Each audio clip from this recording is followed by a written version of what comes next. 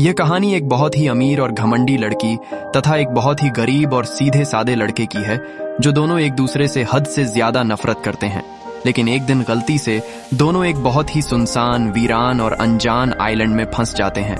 वहां दूर दूर तक इन दोनों के अलावा कोई भी नहीं होता और इसके बाद इन दोनों की जिंदगी हमेशा के लिए पूरी तरह से बदल जाती है। कहानी की शुरुआत में हमें एम्बर नाम की एक लेडी को दिखाया जाता है, जो कि एक बहुत बड़े बिजनेसमैन की पत्नी है। एम्बर कभी किसी से अच्छे से बात नहीं करती और उसका बिहेवियर सबके साथ बहुत ज्यादा रूड होता है। वह हमेशा अपने पैसों के घमंड में चूर रहती है, इसीलिए ज्यादातर लोग उसे बिल्कुल भी पसंद नहीं करते।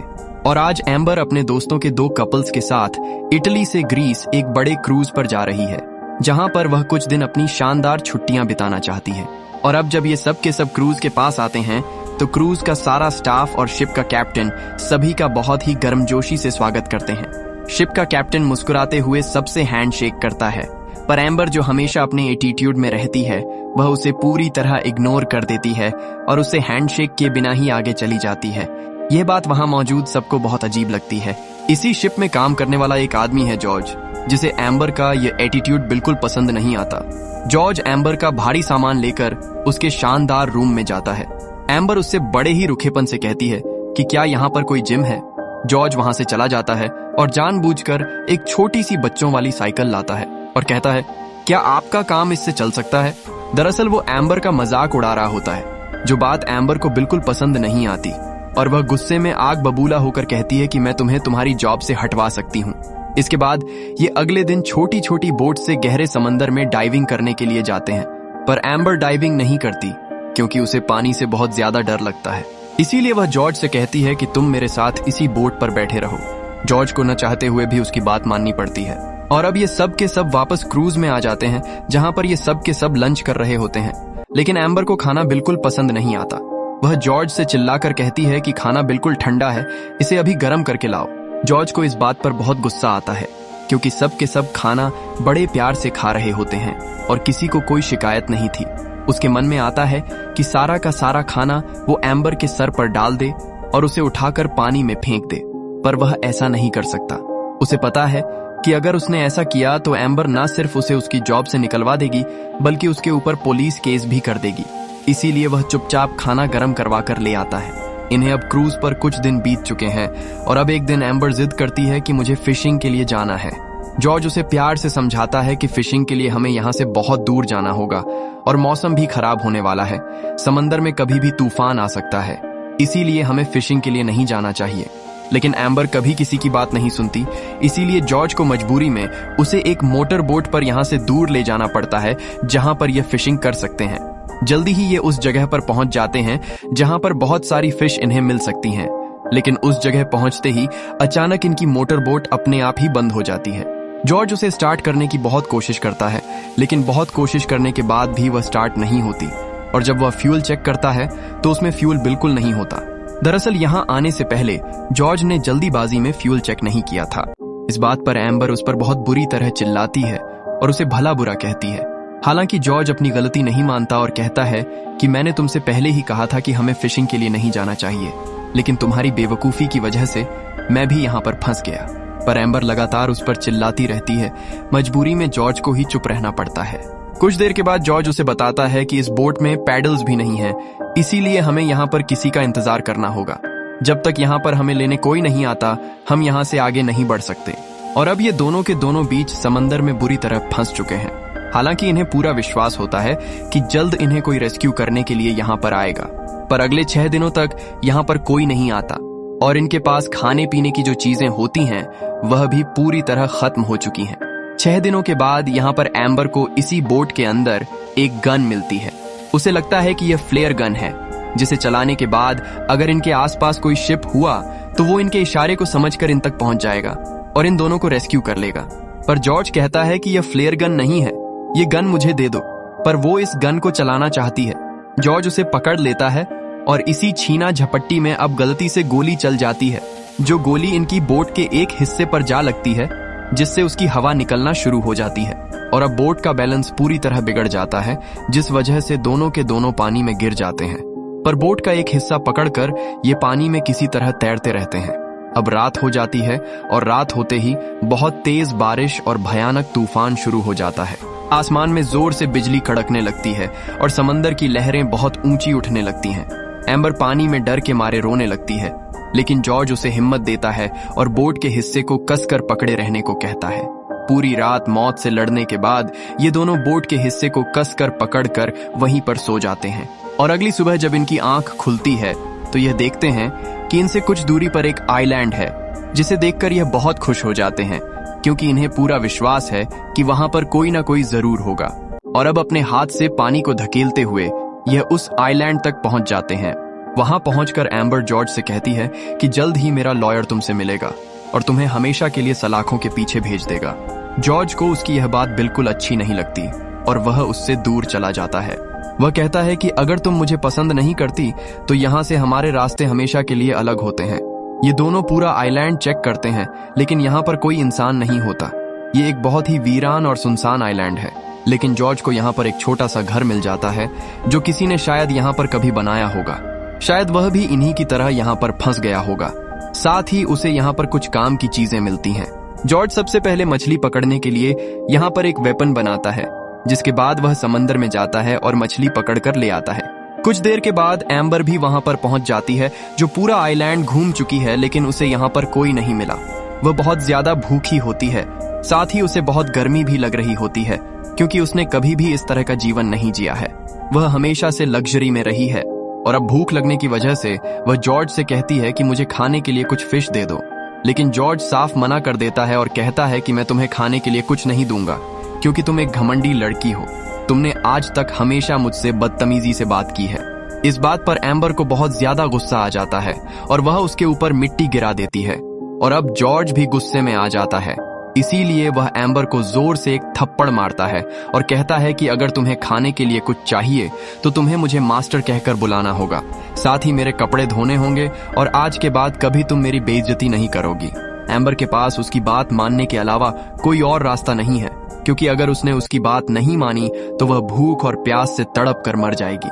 दरअसल जॉर्ज उससे अपने पिछले सारे अपमानों का बदला ले रहा होता है और अब वह जॉर्ज के कपड़े धोकर लाती है। साथ ही जॉर्ज उसे खुद अपने हाथों से लकड़ियां लाकर आग जलाने के लिए भी कहता है। यह सब करते हुए एम्बर के हाथों में छाले पड़ जाते हैं और उसे पहली बार जिंदगी में एहसास होता है कि असल जिंदगी कितनी मुश्किल है और पैसों से हर चीज नहीं खरीदी जा सकती। जॉर्ज खुद तो घर के अंदर मजे से सोता है, पर उसे घर के अंदर नहीं आने देता। एम्बर जब रिक्वेस्ट करती है तो जॉर्ज कहता है कि तुम्हें मेरे साथ मेरे बेड पर सोना होगा क्योंकि अंदर बहुत कम जगह है, पर एम्बर उसके साथ सोने से साफ मना कर देती है। दरअसल जॉर्ज का बिहेवियर अब बहुत ज्यादा रूड हो चुका है। इन्हें यहाँ पर कई दिन बीत चुके हैं।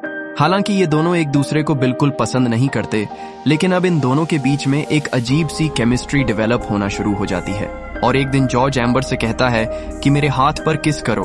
उसे मजबूरी में उसके हाथ पर किस करना पड़ता है।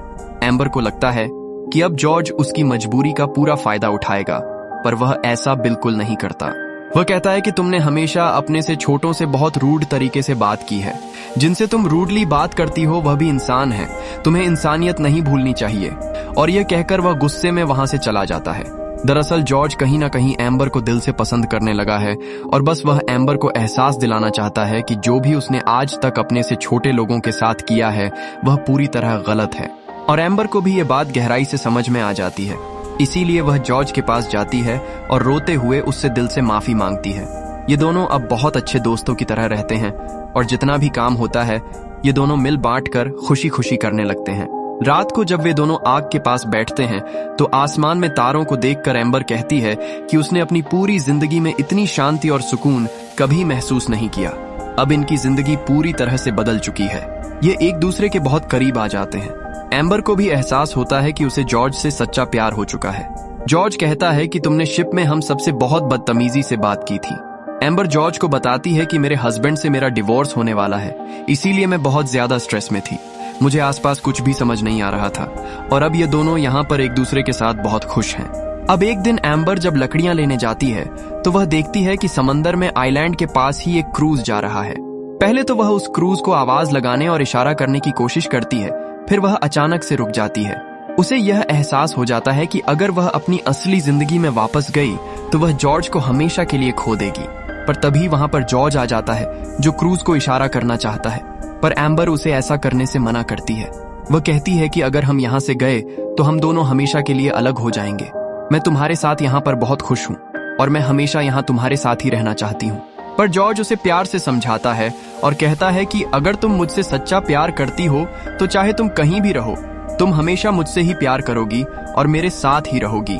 दरअसल उसे एम्बर पर अब पूरा विश्वास है कि यहाँ से निकलने के बाद एम्बर हमेशा के लिए उसके पास आ जाएगी।